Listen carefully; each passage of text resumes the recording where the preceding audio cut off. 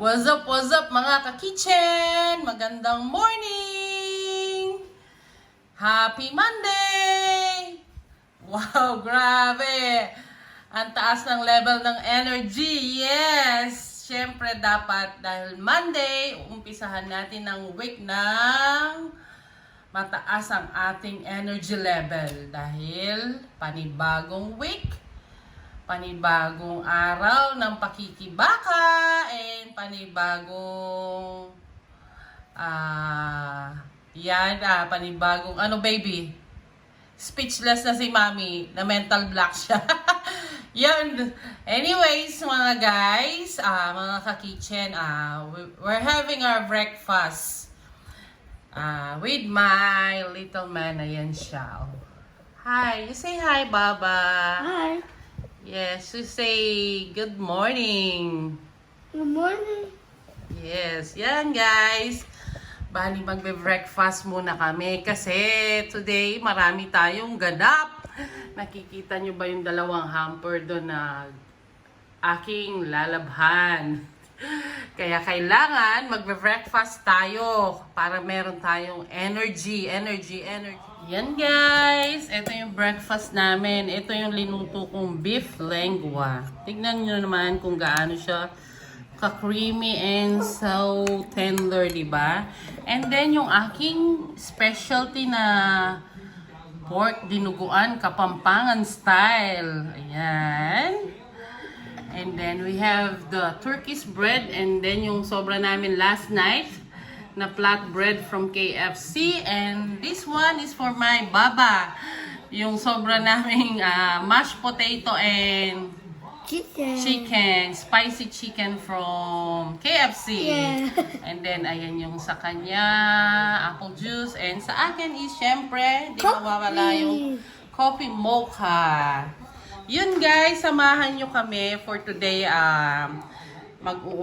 Umpisahan na muna natin sa breakfast. And syempre, first of all, di ba, dapat pasalamat tayo for the morning gising. Sabi niya, every gising is a blessing. Yun, syempre, uunahin natin yung pasasalamat kay Lord. So yun guys, samahan nyo kami for today.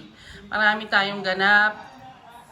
Kaya, kain na muna tayo!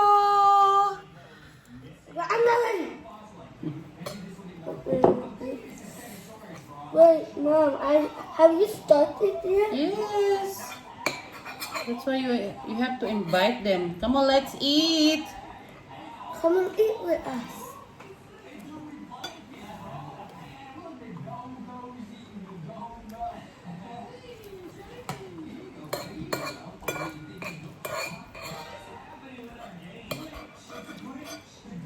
Kami lang dalawa mga ka-kitchen kasi si ate is still sleeping. Kaya si Mark yung nakapwesto sa pwesto ni Daddy kasi siya si Boss Baby, my little man. Diba guys? Tignan nyo karami yung kanyang mashed potato, ayaw niyang mamigay. Ito yung mga niluto ko last weekend, yung Saturday, Sunday. Yung beef lengua and yung dinuguan. Napakasarap niya guys. Still so creamy pa rin. At napakalambot niya talaga.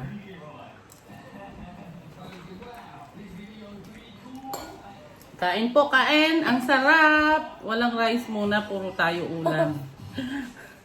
Diba, Mark? Yeah. You like it? Yeah. Sarap ba? Yeah. Can I Yeah, you can. share with me? Sharing is caring. That's Yeah, very good. See guys, alam niya yung sharing is caring. Tama nga naman. Diba na, lagi ko sinasabi yun. Sharing is caring. Sarap ng merong mashed potato mga ka-kitchen. Grabe.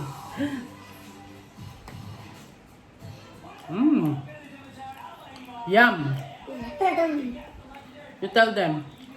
Yum. Yummers.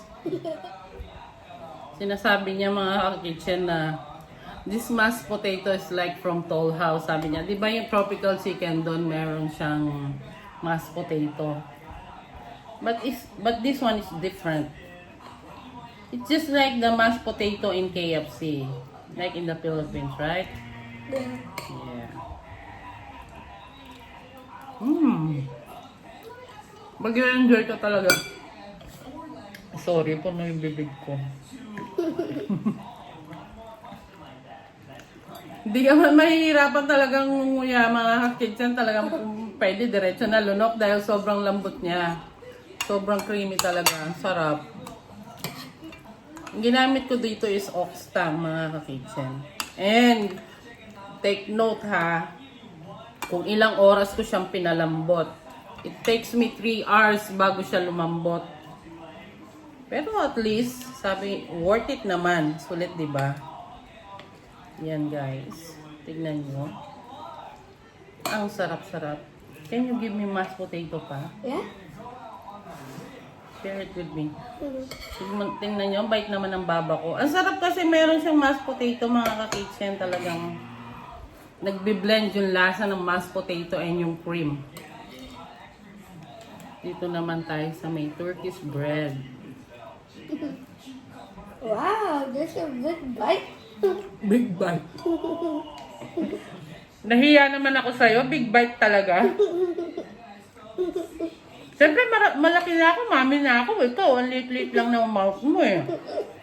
Big bite daw mga ka-kitchen.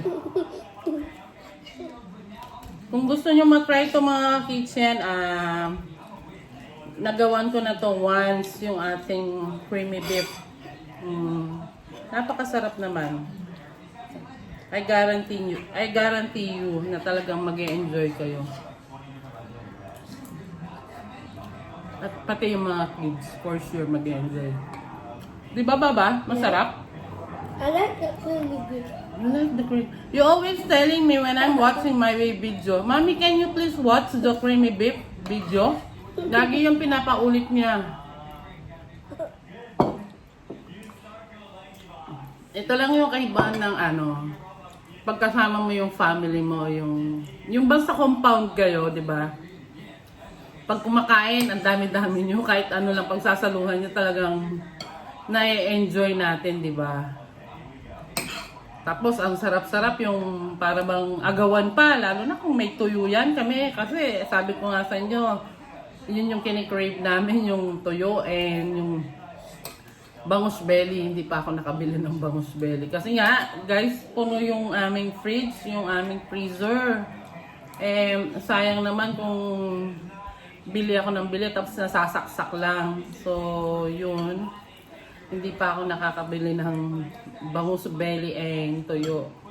Sa amin, pag breakfast na ganyan, magluluto lang si nanay ng tuyo, saka yung sunny side up na egg or scrambled egg. Tapos, yung masarap dyan, yung may longganisa or tocino, di ba? Talagang may enjoy mo. Iba talaga pagkasama mo yung buong family. Gaya namin, si daddy nag-work na. 3 na nga lang kami, naiwan dito sa house. Tapos, si ate tulog pa. Kami lang dalawa ni Mark yung nagbe-breakfast. Ayun. Kaya, ganito lang ang buhay namin. Ganito yung buhay abroad, di ba? Yum. Kaya lagi ko sinasabi sa inyo habang kasama nyo yung family nyo, yung pamilya nyo, yung mga magulang nyo, pakita nyo na or iparamdam nyo na sa kanila yung pagmamahal. Ako talagang miss na miss ko na si nanay sa kasi tatay. Kasi di ba nga sabi ko sa inyo, 10 kaming magkakapatid, then panganay ako. Yung nasanay ako doon na lagi ko silang kasama, lalabas ka lang ng pinto, matatanaw mo na si nanay, saka si tatay. Dahil compound kasi kami. Yun, tapos talagang lumaki akong parang buntot na ni nanay saka ni tatay. Yun. Kaya nung mawalay kami sa kanya, every merong occasion, talagang bukang bibig ko si mama saka si tatay, talagang sobrang miss ko na. Tapos nga, lagi ko silang tinatawagan dahil di ba may COVID, grabe sa Pilipinas, ang daming mga cases. Lagi ko silang pinag-iingat kasi takot ako na baka hindi natin alam yung COVID or merong mga tinatawag na wala naman silang mga symptoms asymptomatic o nakakasalamuha nila. Kaya lagi kong pinagbibilin sa kanila na mag-iingat sila as much as possible, wag silang lalabas, diba? Especially mga senior na nga sila, yun.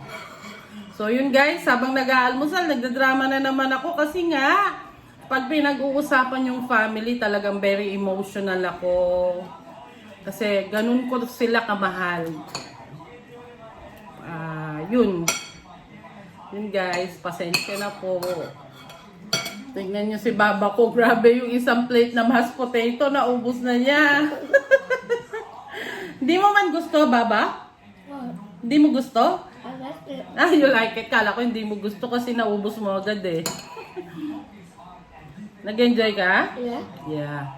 Try naman natin yung ating dinuguan. Alam nyo ba si mama? Specialty nila to. Silang magkakapatid, pati yung lola ko. Nung bata ako, pag piyesta doon sa Florida, every July 16. Alam na ng tita ko na paborito ko to. Sasabihin niya, Jeng, pinagtira kita ng pigtad, itang favorite mo, sabi niya. Yun, hanggang lumaki ako. Talagang favorite ko to. Tanungin nyo kung ano yung pinaglihi ko kay ate, si Angel. Eto, tigtad. Every time, nag-work nun ako sa White Plains sa Manila, sa Quezon City. Weekends lang ako umuwi. Pag uuwi na nun ako, sigurado si mami may nakahanda na siyang dinuguan. Tapos pagbalik ko ng Quezon City nun, sa White Plains, may bit-bit na ako nun na take-away container na dinuguan. Pati rin yung mga ka-office mate ko nun. Nag-e-enjoy sila, sinishare ko yung yung dinuguan. Kaya yung mostly sa mga ka-office mate namin, alam nila sa family namin na talagang, hindi naman sa pagmamalaki na, masarap talaga kaming magluto. Kaya yan, every fiesta, suki namin yan. Even yung mga kapatid ko today, yung same company rin kami, yun, pag may okasyon sa amin, present din sila. Yun lang guys, sinishare ko lang, pagdating sa pagkain talagang kaming magpapamilya is medyo may alam naman. Pero hindi kami yung mga professional na chef. Kumbaga, nagsi-chef-chefan lang kami. Hindi, na lang. Namana lang namin sa mga ninuno namin. Ninuno talaga ha. Yes. From my mom's side, yung lola ko talaga is magaling magluto. Yung kapatid ng mga nanay ko, pati yung mga uncle ko, kahit mga lalaki sila. Lalo na yung bunsong kapatid ni mama is ang galing-galing talagang magluto. Yeah, yes, special mention to my Uncle Bong Serrano. Yan. And sa mga kids niya and wife, hello po. And sa mga kapatid ni mama, talagang masasabi kong lahat sila masasarap magluto. And makikita yung evidence mga ka-kitchen. Tingnan nyo yung family tree namin. Lahat kami malalaki. Walang maliit as in. Yun lang guys. Nagsishare lang ako para hindi naman tayo para malaman nyo kung saan nagmula yung aking talent ng pagluluto. Yun guys. Thank you! So sa lahat pa ng hindi pa nakakapag-subscribe pala ng aking YouTube channel, don't forget to like, share, comment, and click the notification bell para updated kayo palagi sa mga videos ko pa na i-upload. Thank you so much guys sa suporta nyo. Sana, lagi ko sinasabi, sana kahit pa paano is meron kayong natututunan. And mas maganda kung nagko-comment down below kayo kung ano pa yung gusto nyo malaman na pwede nating gawin or pwede nating lutuin, di ba? Yun lang guys. Enjoy watching. Thank you. Alam nyo guys, itong dinuguan na to, gustong-gusto kong pinapartner to sa sinangag, single dapat ito mong yung ilalagay mo lang is yung garlic. Tapos ito, kasi yung dinuguan, the more na tumatagal, sumasarap yung pag iniinit mo siya, di ba may suka to. Lalo siyang sumasarap. Kaya pag ipinartner mo sa singleto or sinangag, ay naku, yari na naman. Patay na naman yung diet. Pero, since nga wala kaming rice, kasi sabi nga ni Daddy, i-control mo yung mga bata sa rice. Kaya medyo umiiwas-iwas din kami ng rice. Di baling maraming ulam, wag lang maraming rice, diba? Yun guys, dinuguan. Tignan nyo. Yan mga ka-kitchen, tapos na kaming mag-breakfast. Iniwan na ako ng aking boss baby, my little man. Yun, nanonood na siya ng favorite niyang YouTube. Nandun na siya sa salas. Ayan guys, tapos na. Salamat sa pagsama sa amin. Sana na-enjoy nyo ang aming simpleng video, ang aming breakfast. You say bye-bye na, baby. Bye. Thank you for watching. Have a nice day. Have a nice day. Enjoy the rest of the day. And God bless. Keep safe po tayo palagi. Thank you. Bye. Oh, bye-bye. Bye bye everyone. Thank you.